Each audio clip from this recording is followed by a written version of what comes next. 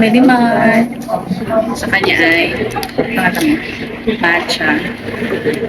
Tapos bakit At sa akin ay caramel latte. cute? Na-extend pala yung store. Na-extend. Ano ba? Ayun, hindi. Sana all na-extend.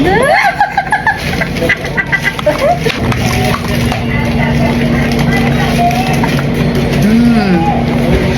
Parang Starbucks na yung lasa. Sarap. Sarap.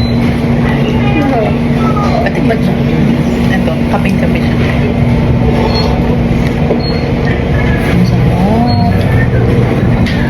We have a step by step. Ito muna. Ito. One, pull.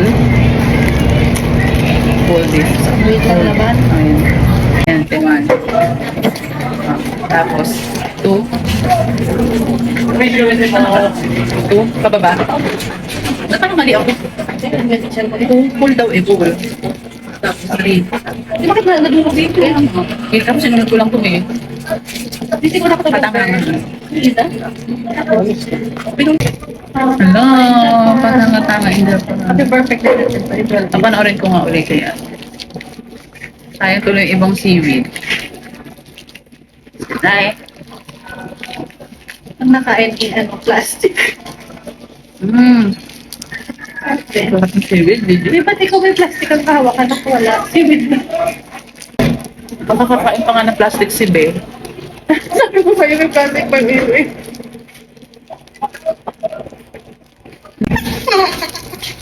Ay, ano pala yung 12 days to ano? Ay, 11 na lang.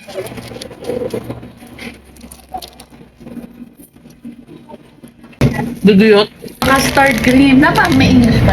Kung basurahan dito sa Family Mart, paano kaya namin siya idadami? Oh my God. Ang laki eh. Okay lang yan, gutong pa ako.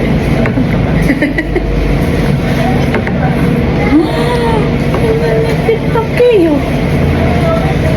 Sadala mo yung ano? Fisher ba? Oo.